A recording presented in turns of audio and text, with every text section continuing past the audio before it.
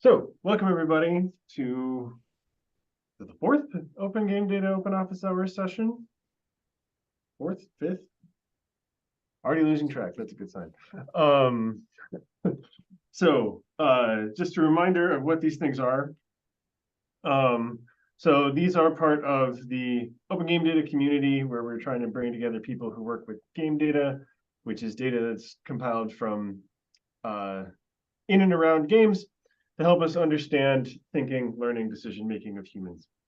And so we've got a bunch of different resources associated with this project, the Open Game Data website from Field Day. We have a Slack server, which will drop a link in the chat, though I believe everybody here is already on the Slack server. We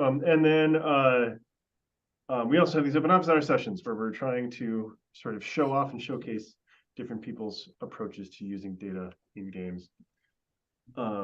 That's how these sessions work. They're inspired by this series of sessions that used to happen at CMU where somebody would show off a project they were currently working on, and then they would publicly workshop with a faculty member to get advice on what they should do next. And so you could kind of sit in the background and kind of watch experts at work giving advice on how to do things. And so for the first 10-15 minutes or so, we'll have a presenter present on one of their projects, and then the rest of us can ask them questions, prod them on what they're thinking about, and help them kind of solve their problems. Sessions are recorded pending presenter approval so that people can see them afterwards and kind of learn from the questions and answers and things that we use. So things to keep in mind, presenters are almost always showing work that's in progress, so keep that in mind, be gracious, and sort of expect things to not necessarily be fully developed. Our goal is to help the presenter understand and achieve their goals. So if you have cool other ideas of things they could do, you can mention them, but we want to help them make progress on what they're doing. And then these sessions are intended for everybody involved to learn something. So if somebody mentions a technique or a process or something you've never heard of, feel free to raise your hand and ask a question about it. And feel free to use the raise hand feature in Zoom, and we'll kind of moderate stuff. So today, I believe Dave is actually going to be taking things over, so I will let you do your own intro. Cool. Yeah, I mean, I think I know many of the folks here, just through these things, but yeah, let me get some slides up here. I think I'm just going to share my whole desktop because that will work easiest. For the sake of this office hour time, we're going to center around this VR project that we have kind of wrapping up called Waddle.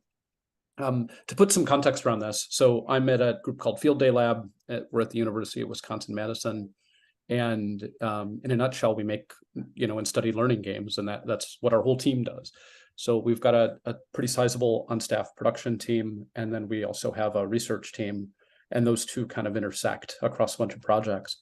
So Waddle is part of a 4-year project, which is funded by NSF. It's an ASL project to work with researchers that are on one of the poles, the North Pole or the South Pole, that are doing polar research that NSF pays for.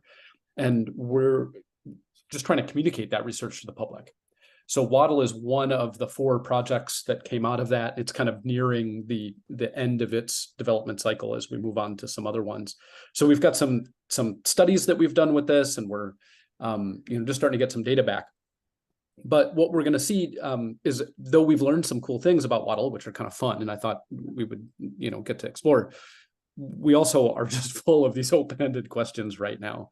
So I think on the continuum of these office hours, how buttoned up a project is, I'll show you a part that's really buttoned up, nice and tight, little study published, and then it's going to go into the very, very open, brainstormy kind of mode for the rest of the hour. So that's kind of where we're landing here. So let me tell you a little bit about Waddle. So the context of this is really to be a playful exhibit at festivals and museums that promote interest in these NSF-funded polar research projects. When we say playful, what we really mean is that we're not particularly focused on like learning objectives. Like it doesn't really matter if you could like rattle off a bunch of facts about the Adelie penguin, like no one really cares. I think what we're much more interested in is these affective measures of, are you inspired by this? Do we have some sort of situational, interest that's piqued by this? And we're trying to measure those things more than those kind of cognitive, specifically memorizing kinds of things. So in this particular study, we're looking at the interactions between embodiment and other constructs. And we'll see as we get into this idea of studying empathy and seeing if we can develop empathy via embodiment. And then the last part is there's a bunch of organizations that are part of this, and part of the project is just to figure out how to all work together. So how to disseminate these VR experiences across libraries, how to work across 2 different labs at the university, and then how to work with these polar researchers. So the context of this particular project is studying this really, really cool woman, Jean Pennycook. For a decade plus, she has taken the trip down to New Zealand, then the US Air Force Base plane that gets you onto the ice road outside of the McMurdo Research Station in Antarctica. And then from there, she takes a helicopter to get out to her little camp where she sits for something like 4 months at a time, alone, living in this little thing, just out in the middle of nowhere, in Antarctica, studying these penguins. So we spent a bunch of time with her online, just talking to her about her life and what she studies and how they do the research they do. And in the end decided that we really wanted to focus on the penguin itself. So she wrote this book called Waiting for Joey, which is a good example of her kind of commitment to science outreach. And this is a book for kids that outlines her own story of this one particular penguin that she had tagged, that she named Joey, and how every year she would watch it come back as part of the kind of mating season that would take place at Cape Royds. Okay, so this is a good example of like the context of how we're showing these VR experiences. This is at the Wisconsin Science Festival. It's 2 scenes kind of looking over the same area. And for years now, we've done VR experiences at this. And as you can see, we'll get lines that are an hour plus long for kids waiting to like do and experience whatever we're making. So most of the context that we're looking for is looking for really short duration, like 5-minute experiences that are just deeply immersive and experiential. And we're just trying to like cycle kids through these things pretty quick. The other context that I don't have a photo of, and I'm guessing most of you have been at this, is the like PI meetings and NSF gatherings where we have a bunch of adult scientists that are not looking at doing community outreach, and they're all celebrating each other's work. And usually it's a reception kind of environment. So think of a bunch of like kind of loose, having fun adults that are all kind of celebrating some of the cool work that NSF does. Okay, so let me give you a couple clips of what this thing looks like. So we decided to fully embody a penguin, and we moved through several phases of the life cycle. So this is the onboarding, and I'll just show you this clip, and hopefully it'll work well over Zoom.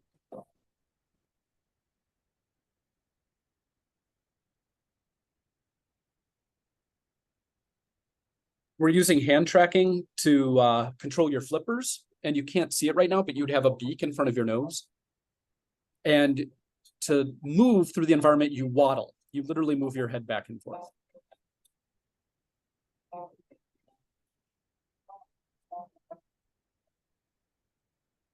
So that's giving you an idea of like locomotion. We do a little mirror to kind of get you into the spirit of it. And then here's the first kind of life cycle activity, which is a matter of building a nest from rocks.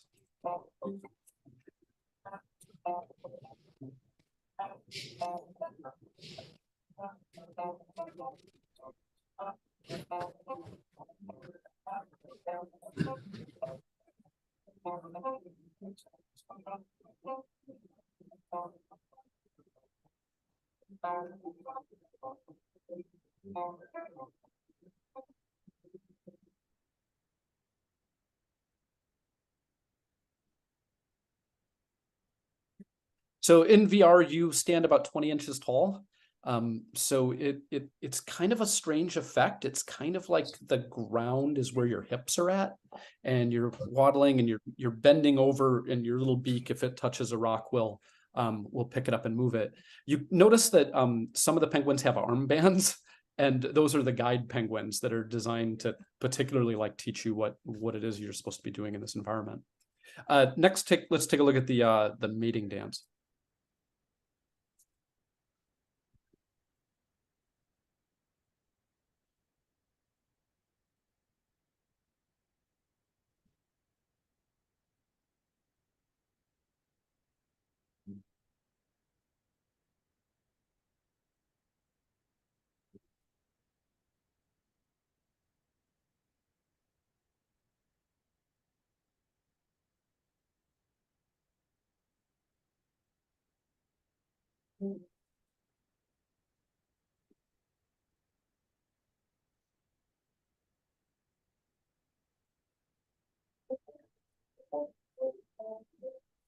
So as you match the kind of pace and waddle around with this other penguin, you see the hearts going up, giving you a little positive feedback.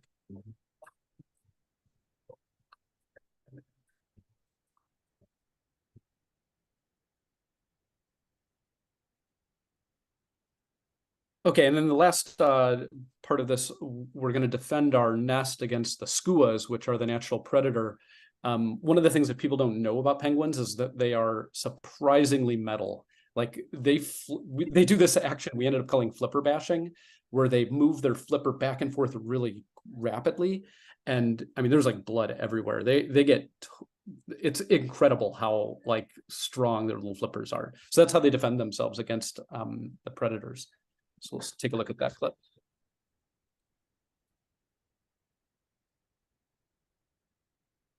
This one's a little hard to see because all the skuas end up being kind of out of frame for the video.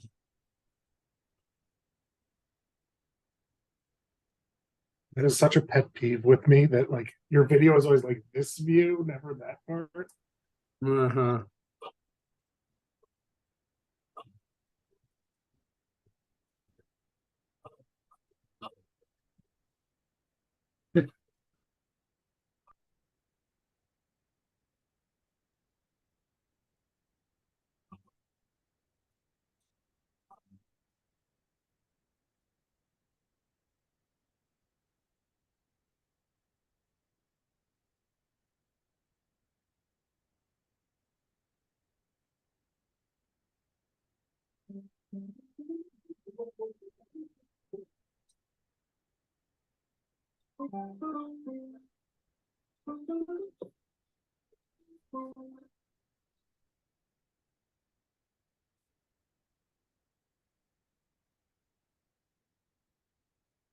So that's some of the highlights of this experience. The whole thing is really, if you're really efficient, I would say you could probably do it in 10 minutes to see the whole thing. So we don't end up seeing all of it when we are in a big line like that, but it works pretty well in a rapid environment nonetheless. Okay, so what's interesting about the way that we were approaching this one is that this project, like I said, we weren't really looking at like memorization of facts about these birds and their environments and such. We really instead wanted to think about something that potentially was a little more aligned with kind of the vision of the scientist we were working with. And in pursuit of that, this notion of empathy came up. And empathy is a really interesting thing to study in learning because unlike content knowledge, it directly relates to what people actually do. You can know everything about a penguin, but you don't end up like getting involved in ecological work. And there's a number of researchers that have shown this. So by targeting empathy, what we're really getting at is, can we get people to feel something for an ecosystem and therefore get involved with it? And then embodiment is something that has been studied a little bit, specifically animal embodiment, not necessarily from a learning science context, but there's been a collection of computer-human interface style papers that have talked about animal embodiment, how to pull it off in VR. So you know, we've really got these intersection of, we've got, you know, VR people talking about it, you know, embodiment in one way, and then learning scientists talking about it in a slightly different way. But we were able to find some really great measures for this.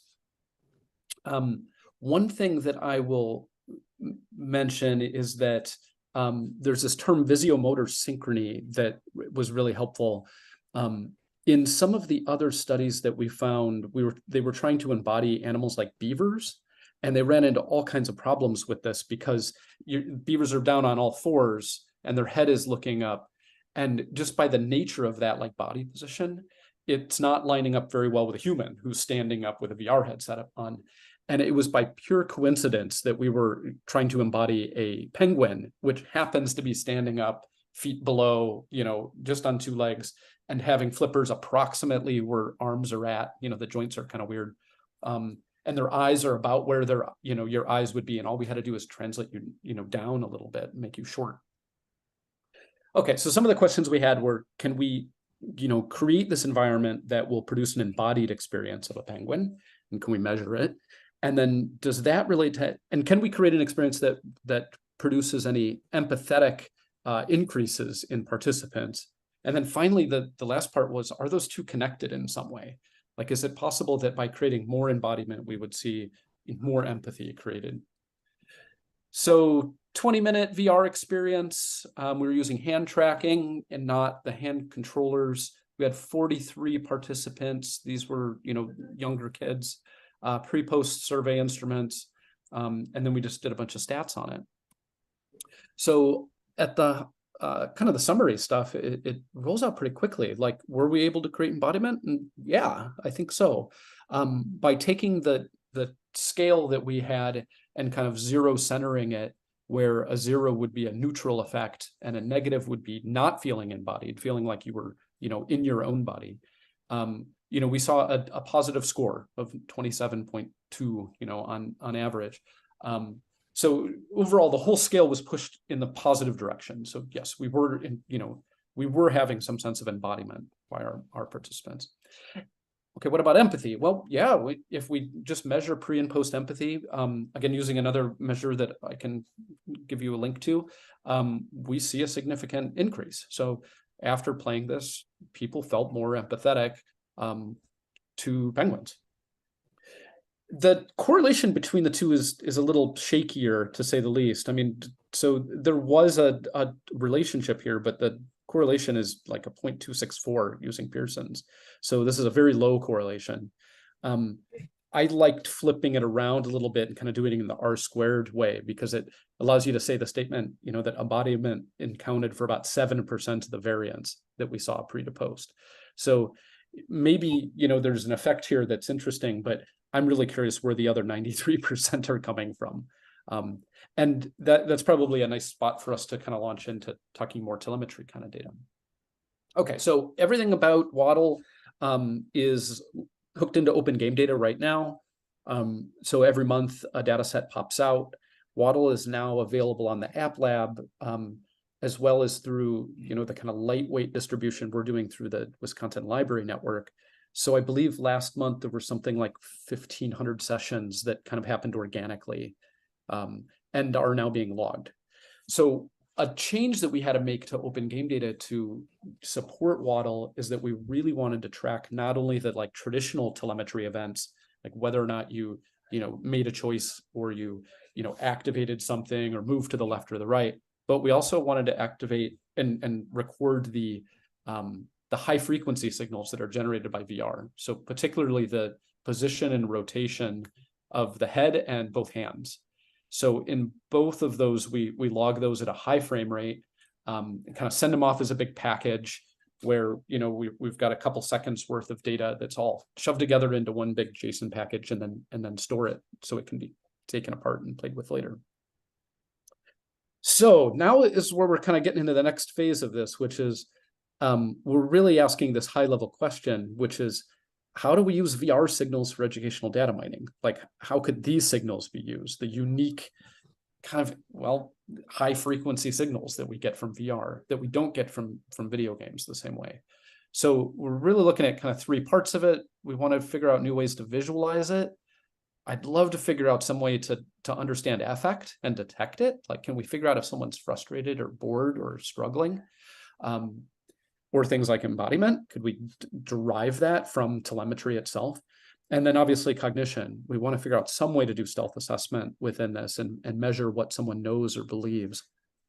And we're just getting started. So here you're going to see very quickly, we're going to turn it into more open discussion. So we've started on this a little bit. Luke and some of the interns have been able to figure out some ways to, in this case, for example, get a heat map or like a plot of how different players progress across the landscape. It's not perfect. We're just kind of replaying back the coordinates that we've got in XYZ kind of within the world. And then we just literally superimpose the map back on it to give us an idea of like how people are passing through this. So we've got some basic visualizations of their coming. Another thing we're playing around with is looking at the dot product of the gaze vector. So can we get an idea of how rapidly and sporadically someone is moving their head and looking around? Anecdotally, as someone who's facilitated, many of these things with a lot of kids, there's at least two extreme categories of kids that we encounter. One is where you put the headset on and the kid just freezes. They just go like stiff as a board and they can't move. And you often will have to like say, hey, do you mind if I turn you here? And like you put your hands on their shoulders and like move them around because they just freeze up. Older folks seem to be more likely to do that as well, I've noticed. And then the other kind of kid that happens is the one you put the headset on and they just like go wild. Like they're just looking everywhere all at once. They're just spinning. So that was kind of the inspiration to say, well, I wonder if we should look at a way to measure and to plot kind of the wildness of someone's movements. And then the same thing with the hands. So there's just really early signals of saying, can we figure out a way to describe how much the hands are moving, not where necessarily, but how much. And would that be a useful feature for us to understand, someone's experience? And obviously we can compare those two. So even looking at, roughly the same amount of time for two players and seeing like the way their head movements are really different from each other at different phases. And then one that I'm not going to try to do, like I lost the Jupyter notebook. I had it open in another tab, but we've got some 3D plots that combine the position with the gaze vector. And we're really curious about reconstructing what someone was looking at as they were moving through the 3D scene. So this is a plot of each dot being a position that someone was at, and then the vector that's coming off of it is like an average of where they were looking. So you could think of it, it could have been a cone, but it was drawn here as like a line saying this is approximately where they were looking while they were here. And you can imagine some potentially using that to figure out or try to figure out what people were looking at. I think those are the three, viz slides that I had. Did you want to add anything to this, Luke? Kind of state of where we're at? No, I think that summarizes it pretty nicely. Okay. So we're kind of like just bringing that to this group in this way of saying, okay, here's where we're at. And now we got all these challenges that we're running into that I'd just love to get some feedback around. And just like really transparently, some of the challenges we're running into, the biggest one is distribution around VR, and running studies in VR is so much more work than all of our desktop games.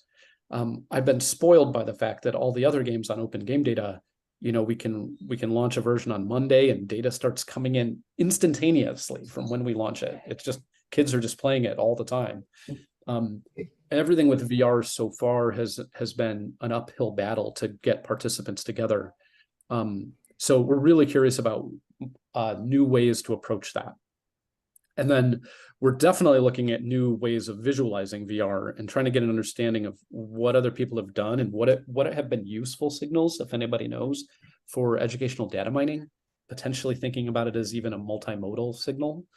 And then the other kind of big challenge we're running into is that we've promised that we would do some stealth assessment, but when we we get the design team together and we think about the actual experiences we're trying to create, VR experiences for us have not naturally lent themselves to being mechanically complex, where we get those kind of rich decision spaces that exist in our games.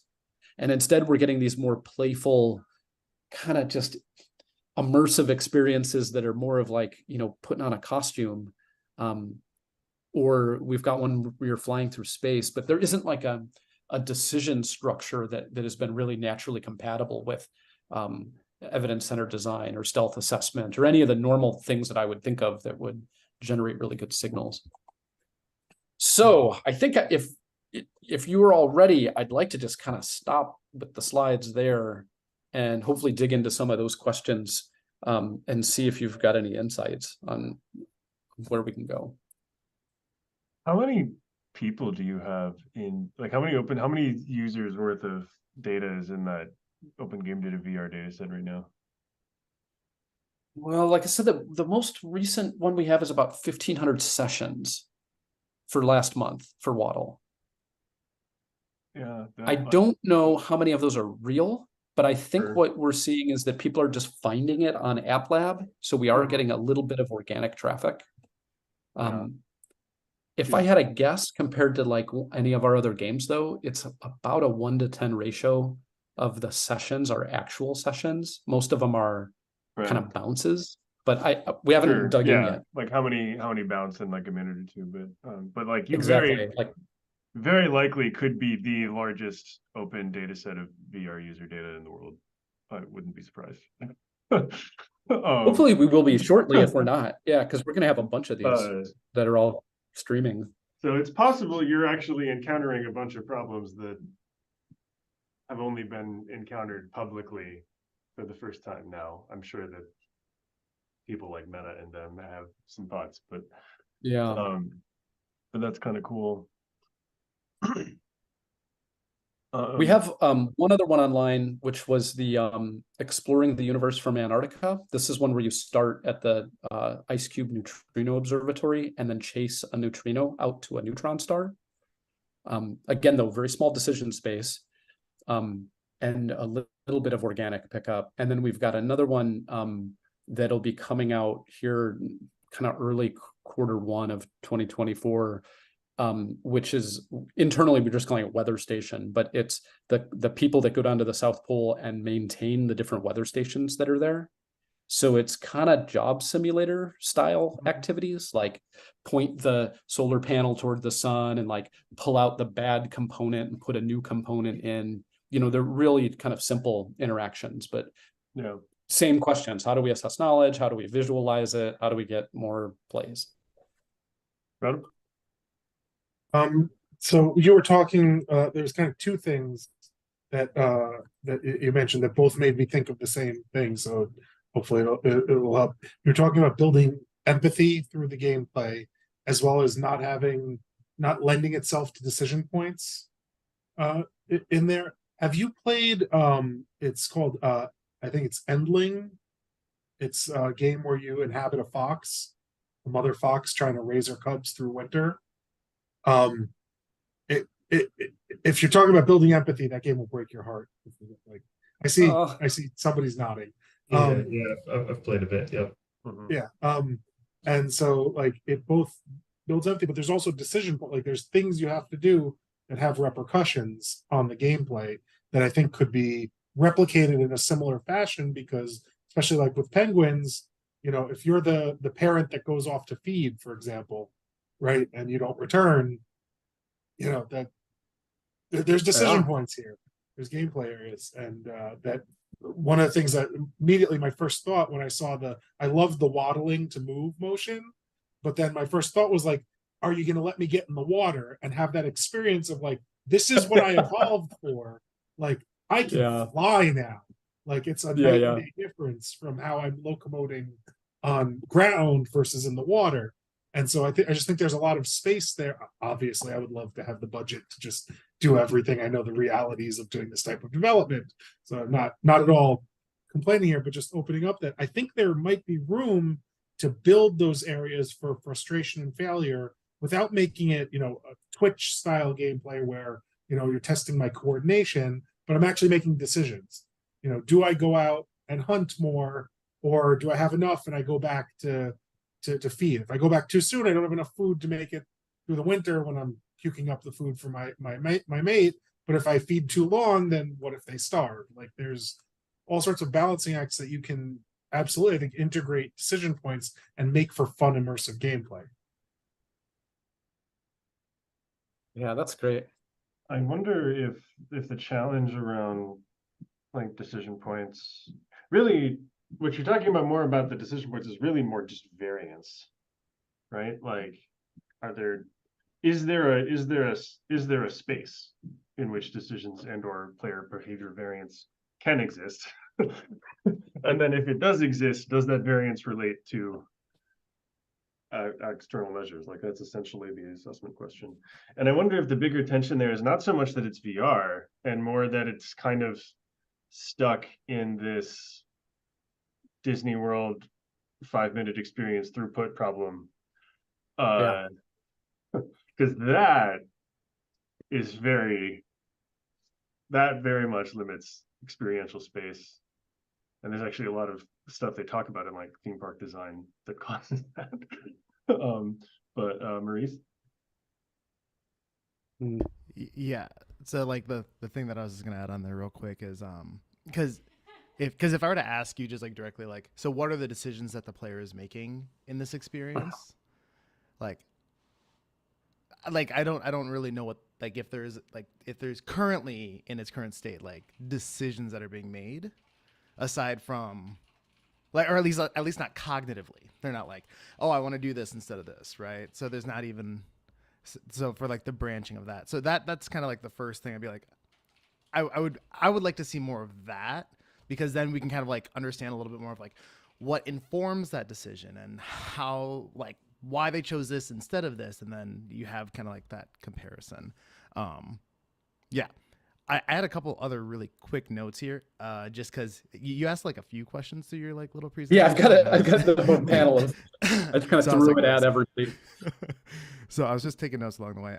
So these are just in no particular order. So you're talking about the data being captured and, you know, maybe doing something multimodal. You didn't mention about capturing of audio.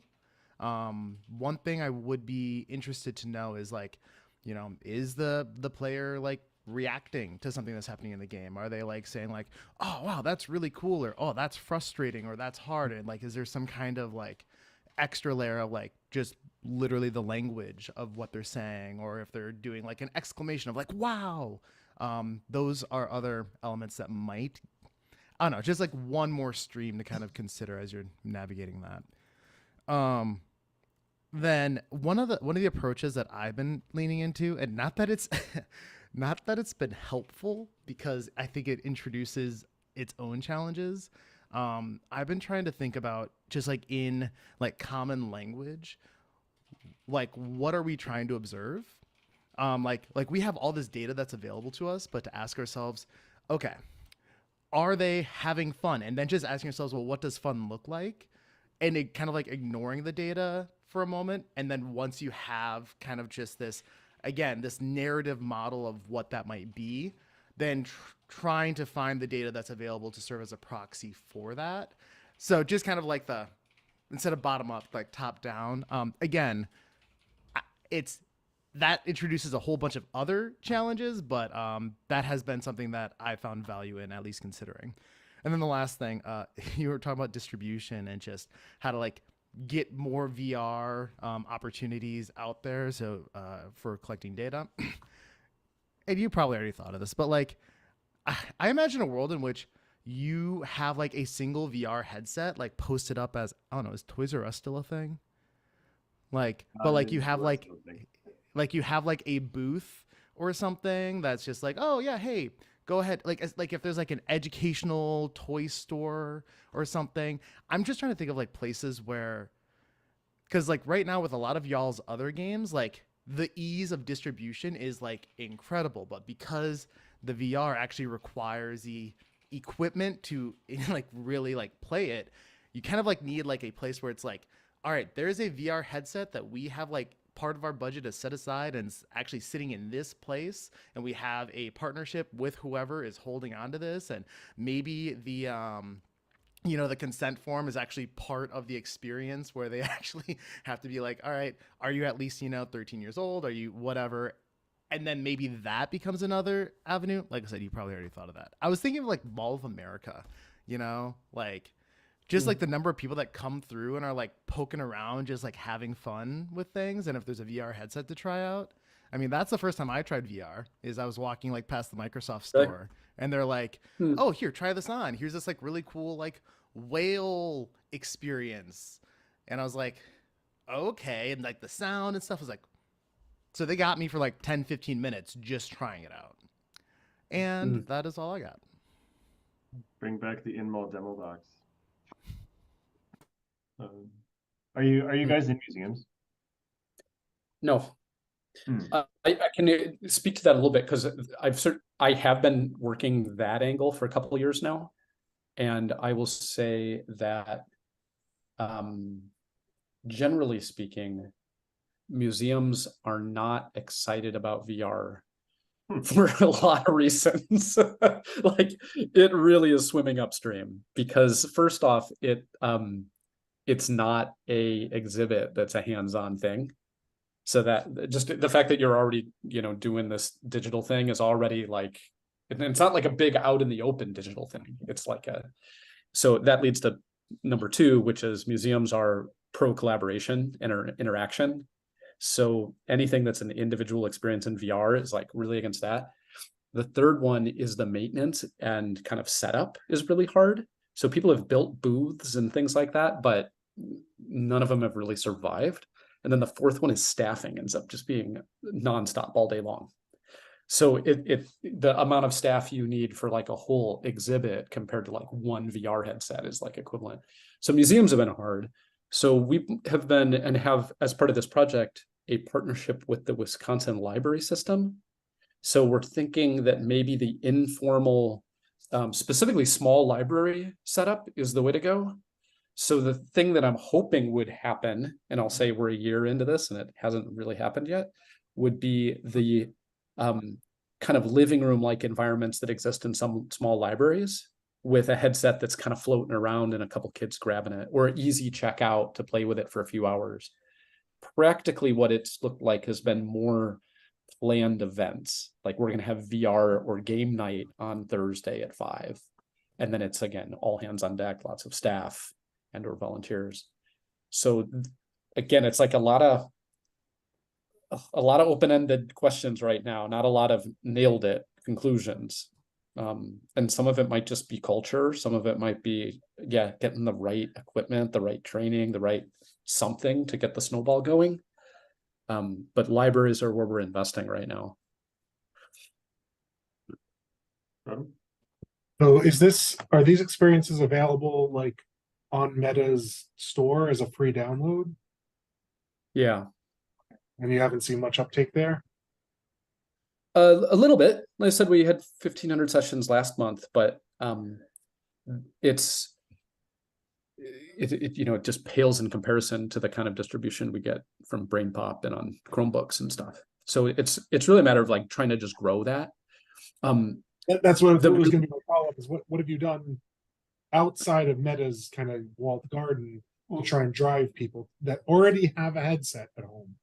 Actually, yeah, I'd maybe reframe that a little bit. It's like, do you know to what extent other free educational apps on Meta do? Like 1,500 install base for a VR game on a pretty expensive headset system sounds pretty good to me. might not be bad. I know you're comparing it to like the reach of HTML5. Yes. Which it's kind of really unfair, but like, God, I don't know a single VR researcher who has that kind of reach. I think there's certainly just like a level of friction that comes with using like VR as a means of like distributing experiences, because like I mean I have my Oculus VR headset that I haven't even picked up in like a year and a half. maybe that's just because I'm busy, but like, I don't know. Like and that's just anecdotal. Like I would be like, it does feel like a bit of an uphill battle there just because of the complexity of, yeah. Yeah, a related one there is that of the traffic we are getting right now, at least the kind of studies that we're currently planning, we really need some surveys and some external measures to go with it. So it's one of the other things that we keep floating around is saying, can we build survey instruments into these experiences like we've gotten away with in games, desktop games, but the really early, I don't know, prototypes of that or playing with that has still been data entry of any sort in VR is terrible as an experience versus desktop. Like we can put a survey in front of a kid on a desktop, a little kid, and they can click it, hit next, and we're moving on with our lives. But doing anything like that in VR, we just have not come up with an interface that's just so fundamentally usable that it doesn't get in the way. What types of data are you trying to collect in that survey? Well, the one that we'd love to do right now, the one that we would love to do is is this Likert style scale for the embodiment measure again, because we want to do an A/B test of the waddle mechanic versus using traditional joystick mechanics and see if that has any effect on perceived, embodiment. So that's the one that's like on deck right now. And I think what we're going to end up doing is hanging up posters around campus again with little tear off things that say, email this person to set up a time to join the study. And so, because some of the things that I've seen, in VR specifically, is using the gaze tracking, essentially the head tracking. And so you couldn't pop up a Likert scale, let them look at it, and then key into the, basically drag it with their gaze, so that you don't need controllers, you don't need hand tracking. Is that not an option, or why not? No, that's totally an option. I think maybe to frame the question more specifically is I would love to see any insights people have on really usable ways of doing things like Likert scales in VR for kids that don't have the option to go through all the onboarding and really understand how to use the interface. What are the simplest things? And hear me out here, because I'm just spitballing here, but we're in a frozen Arctic tundra landscape. Is there a reason I can't have 5 tunnels, 5 caves, 5 paths, whatever, and I pick which one pick which one you like? How penguin do you feel right now? Go down that pathway and have some sort of event in the gameplay there for them to go down, but be eliciting the feedback from their choices of the game, of navigating the game. Yeah, that's the kind of thing I think that we'd like to start exploring. Man, of all the sessions for Julian Frimmel not to show up. So, I'm almost certain I've shared this with you before, but Julian, who's been in a couple of these sessions before, is because a play guy, has done some work on like integrating questionnaires into VR experiences. And particularly when you run into kind of like funny questions of like, if you want to ask someone a question about immersion in VR, and then you throw up a Likert scale on a floating platform in their VR world, like there's like a fundamental disconnect there. But I wonder if you would be interested, given that you have 1,500 players of this VR experience, and it probably would take a month or whatever to push a new build, but like if you wanted to try out ideas, because I think some of the things that have been tried, I'm not super deeply familiar with that literature, but I know some of the things that have been tried is like embodying the question asker in a character as a way of making it. I read that paper. I wouldn't be able to tell you the author on it, but I know that there was an uncanny valley of NPC dialogue where you're like, wait, are you an instrument or a person? Right. And I imagine that's only worse when it's a penguin. Or like put your pebble in whatever box or whatever, like build it into the. Yeah. So a random thought that just cropped up is, and this probably isn't relevant in this particular case, but especially if you think about like future designs, it might be a creative way.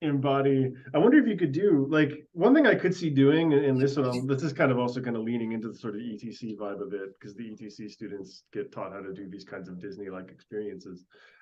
A thing I could easily see them doing if they had created a game like this is they'd probably have an activity at the end when you get done where they ask you a Likert scale and it's like, here's your pebble, put it in a box. And here's 5 boxes, which one? And it's just built in, it's the offboarding experience. It'd be much more high touch, it'd be much more specific study, but I think that's kind of part what this experience is like, right? Like if you go to the level of, I remember you were talking about that you had like little like flipper handles and like if you wear a beak and like all these other things, like you know, I'm not gonna do that at home if I download this game.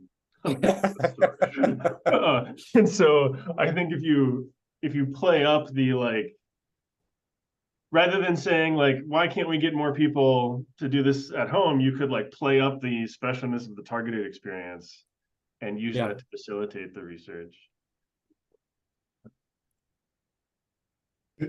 The other thing There was a version of this proposal we put in where we were going to build out a mobile physical exhibit that was go inside of it, South Pole Research Station.